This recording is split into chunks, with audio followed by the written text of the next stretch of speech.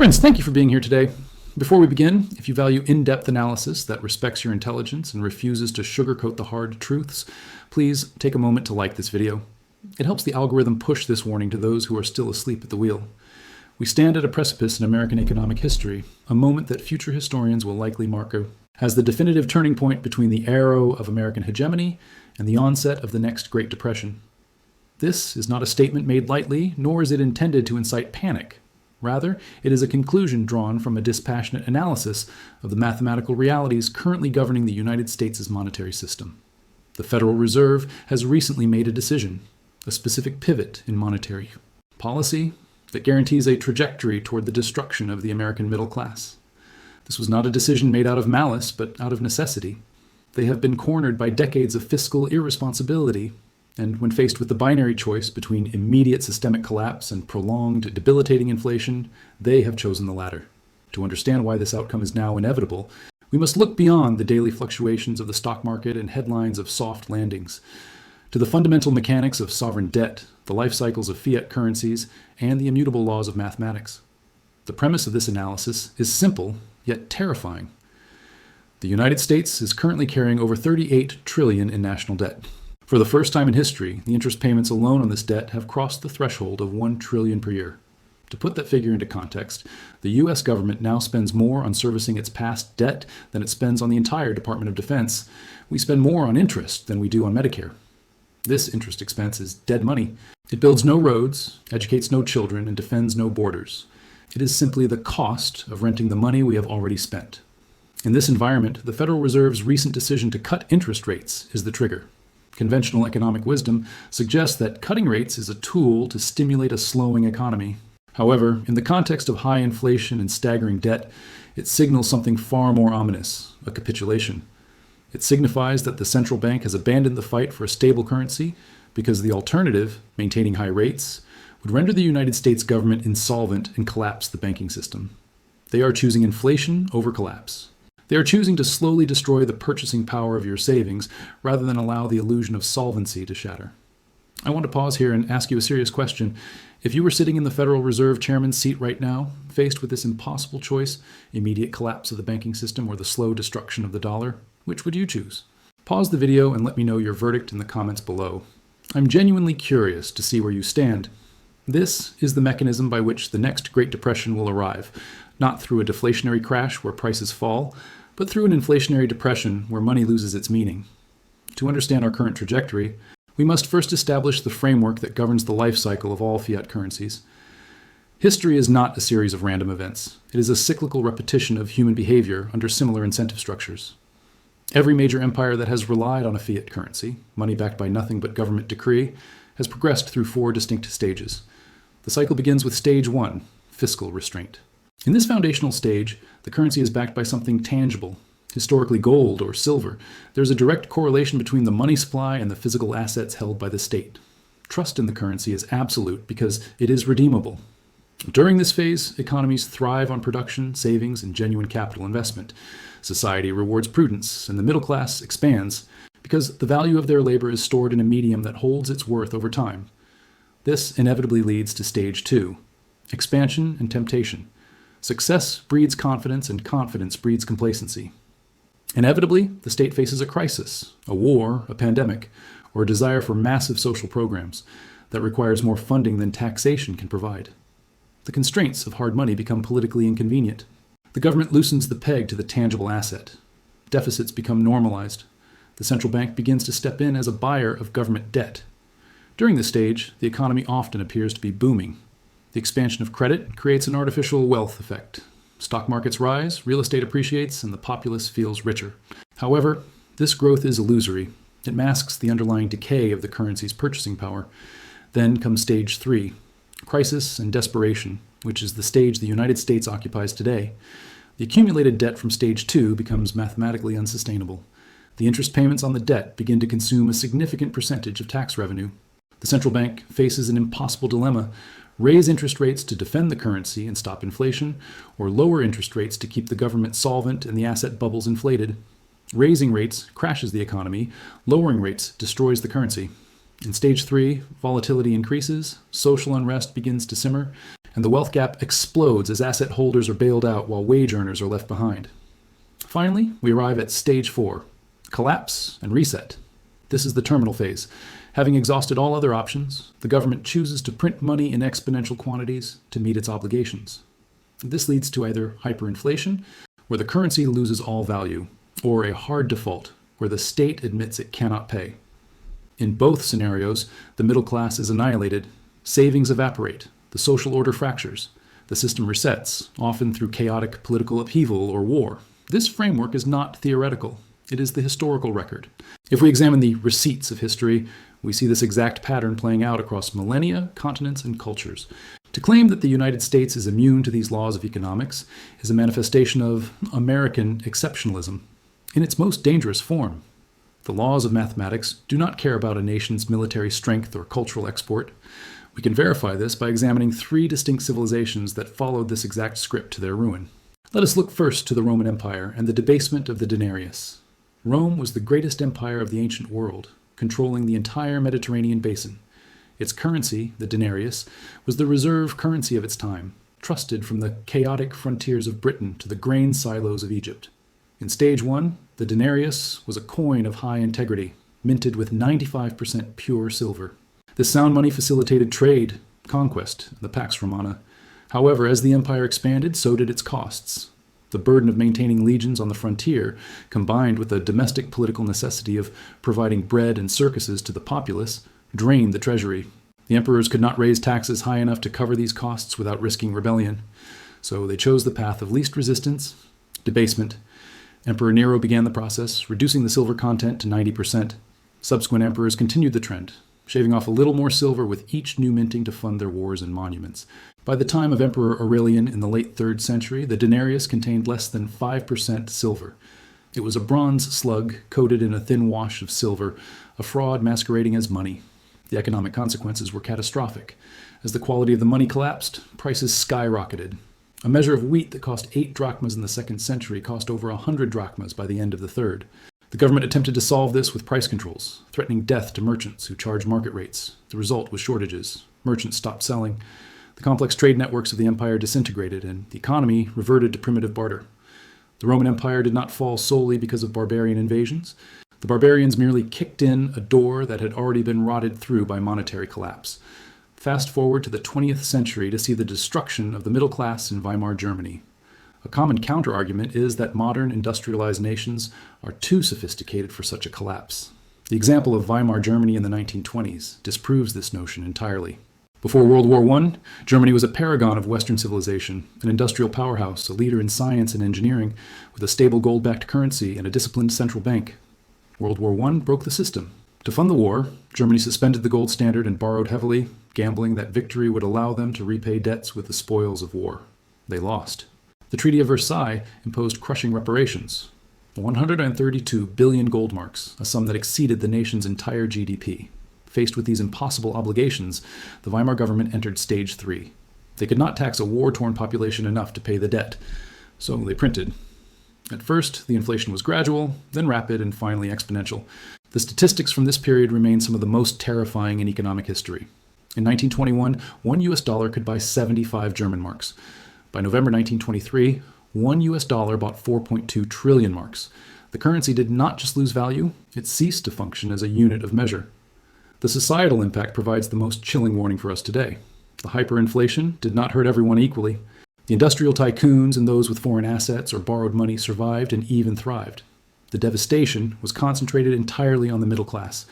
Teachers, civil servants, pensioners, and skilled laborers, people who had played by the rules and saved in cash bonds, saw their life's work reduced to nothing. A lifetime of savings could not buy a loaf of bread. This economic annihilation radicalized the population, destroyed faith in democratic institutions, and paved the way for the rise of extremism. A more contemporary example strikes even closer to home, debunking the idea that resource wealth guarantees stability. Venezuela. 20 years ago, Venezuela was the wealthiest country in South America. It sat atop the largest proven oil reserves in the world, more than Saudi Arabia, more than the United States. In stage 1, during the 1970s and 80s, Caracas was a modern metropolis. The middle class was vibrant and the currency was stable. Stage 2 began with the rapid expansion of socialist policies. The government nationalized industries, imposed price controls, and funded massive social programs using oil revenue. For a time, high oil prices masked the structural rot. But when oil prices crashed in 2014, the facade crumbled. The government, having destroyed its domestic production capacity through regulation and seizure, had no revenue. They turned to the printing press. The timeline of collapse was terrifyingly fast. Inflation hit 300% in 2017, and by 2018 it reached 1,000%. In a modern 21st century nation, grocery store shelves sat empty. Hospitals ran out of basic antibiotics. The average citizen lost 24 pounds of body weight due to malnutrition. 7 million people, nearly a quarter of the population, fled the country. This tragedy occurred not because Venezuela lacked resources, but because its government destroyed the currency. It proves that no amount of natural wealth can protect a nation from the consequences of bad monetary policy. The frightening reality is that the United States is following this exact historical script, step by step. Stage 1 ended on August 15, 1971. This was the date President Richard Nixon unilaterally closed the gold window, ending the Bretton Woods system. Prior to this, the US dollar was the global reserve currency because it was pegged to gold at $35 per ounce. Foreign nations held dollars because they were as good as gold. But the US had violated the rules of Stage 1. To fund the Vietnam War and Great Society programs, the US printed more dollars than it had gold. When France and other nations began demanding their gold back, the US defaulted on its promise. The dollar became a pure fiat currency, unmoored from any physical reality. Since 1971, we have been living in Stage 2. Without the discipline of gold, US debt exploded. In 1971, the total federal debt was roughly $400 billion. Today, it is over $34 trillion, an 8,700% increase. The real acceleration, however, occurred during the global financial crisis of 2008. The 2008 crisis was a natural breaking point, a moment where the system should have reset. Reckless banks should have failed and bad debt should have been liquidated. Instead, the Federal Reserve intervened with quantitative easing, a euphemism for money printing. The Fed created dollars out of thin air to buy government bonds and toxic mortgage-backed securities. They expanded their balance sheet from $800 billion to $4.5 trillion.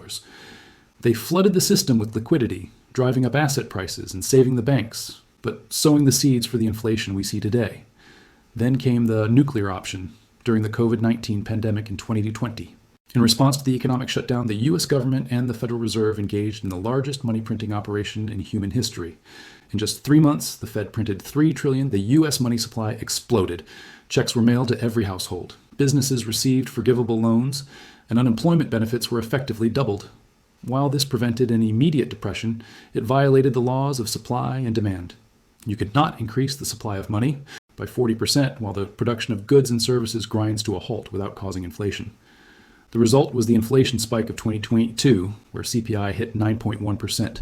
This brings us to the present moment, where the Federal Reserve is trapped in a prison of its own making.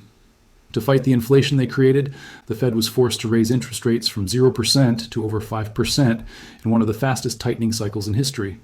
This action exposed the fatal flaw in the system. The debt is too high to sustain positive real interest rates. When the government owes $34 trillion, every 1% increase in interest rates adds hundreds of billions of dollars to the annual deficit. As noted earlier, we are now paying over $1 trillion a year in interest. If rates were to remain at 5% or rise to 7%, a historically normal level, interest payments would consume the entire federal budget. The government would be forced to cut Social Security, disband the military, or default. None of these are politically viable options. Furthermore, the banking system is sitting on massive unrealized losses. Banks bought government bonds when rates were near zero. Now that rates are higher, the value of those bonds has crashed. We saw the cracks form in early 2023 with the failure of regional banks.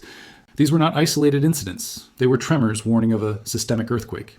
The entire banking sector is effectively insolvent if they have to mark their bond portfolios to market rates. This creates the Fed's dilemma. Keep rates high to fight inflation, thereby causing a sovereign debt crisis and mass bank failures, or cut rates to save the government and banks, thereby reigniting inflation and destroying the currency. The recent decision to cut rates confirms they have chosen option 2. They are pivoting back to easing even though inflation is not fully conquered. They are admitting that the U.S. government cannot afford its own debt. By cutting rates while running a $2 trillion annual deficit, the Fed is engaging in what economists call fiscal dominance. They are signaling that the central bank is now subservient to the Treasury. They will print whatever is necessary to keep the government funded. The world is watching, and the reaction leads us to the mechanism of de-dollarization. Foreign nations, which have financed American overconsumption for decades by buying U.S. Treasury bonds, are stepping away.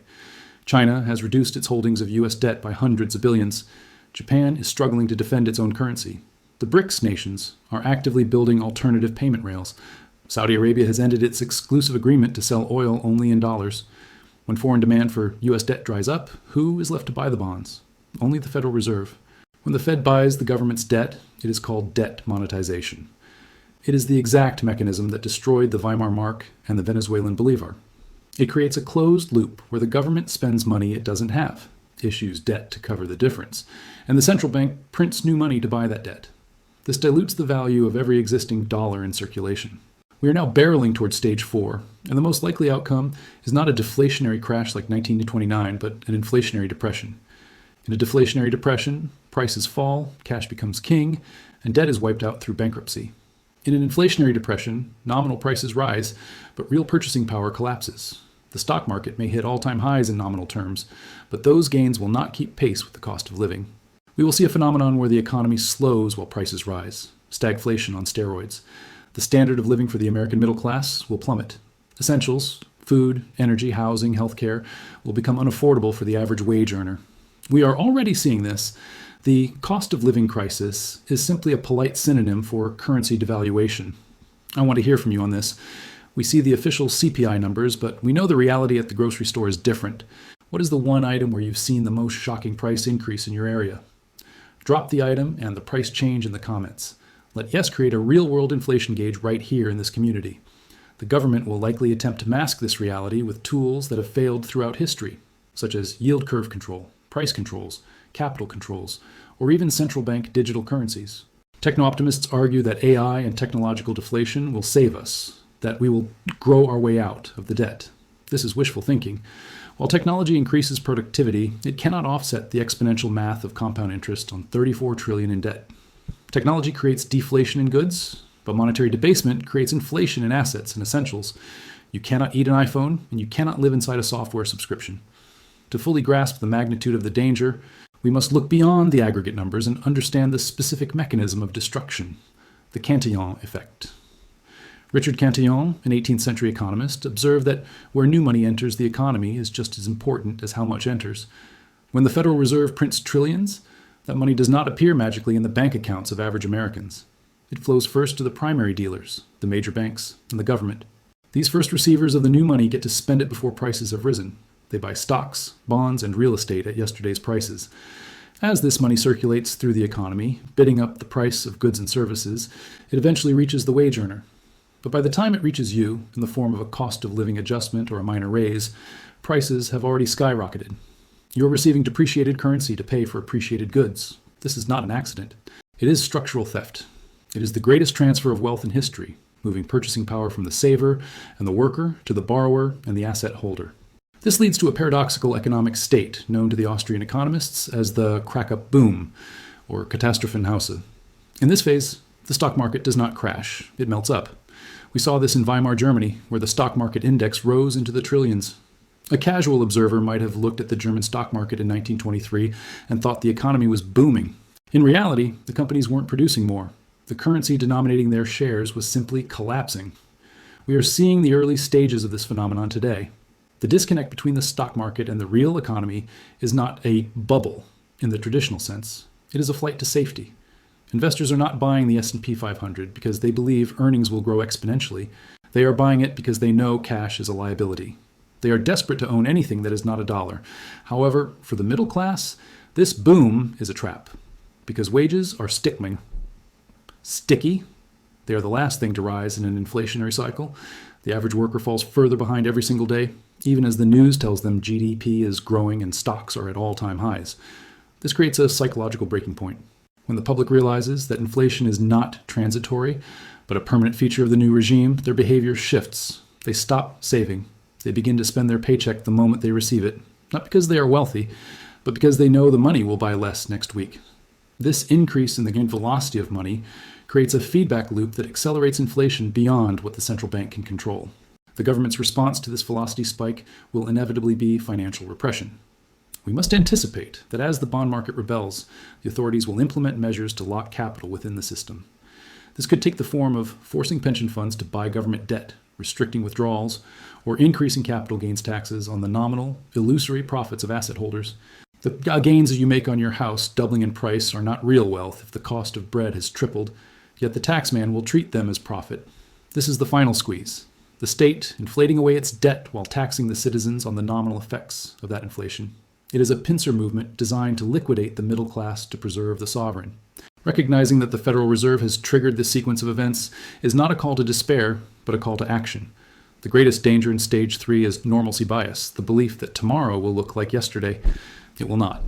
The rules of wealth preservation that worked for the last 40 years are now inverted. To survive the coming transition, one must adopt a new strategic framework. First, you must abandon the illusion of cash safety. In a stable environment, cash is a risk-free asset. In an inflationary depression, cash is a melting ice cube. Holding large amounts of fiat currency in a savings account guarantees a loss of purchasing power. Liquidity is necessary for emergencies, but it should not be viewed as a store of wealth. Second, you must accumulate hard assets. The antidote to fiat devaluation is owning things that cannot be printed.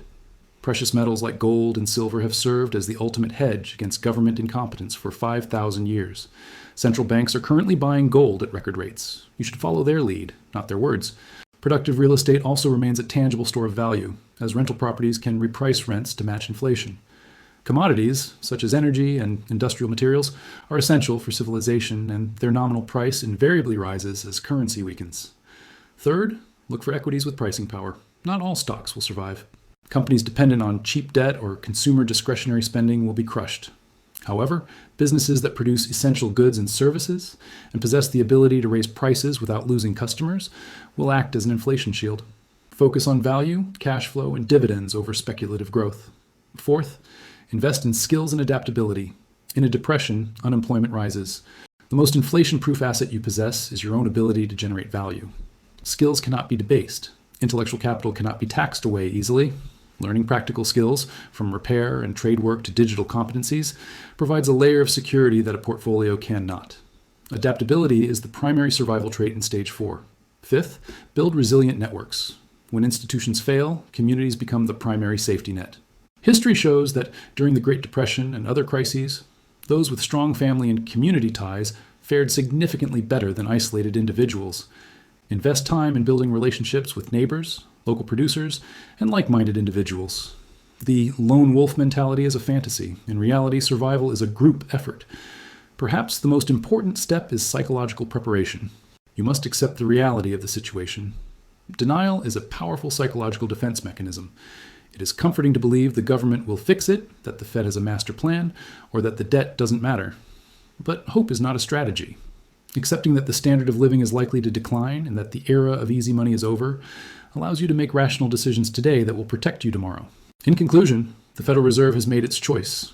By cutting rates in the face of persistent inflation and record debt, they have signaled the end of the fight for the dollar's integrity. They have pulled the trigger on the next Great Depression, an inflationary unraveling of the American middle class. The trajectory is set. The math is undeniable. We are moving from the illusion of stage 2 into the crisis of stage 3, with the chaos of stage 4 looming on the horizon. This is not a time for fear. Panic paralyzes. This is a time for cold, calculated preparation.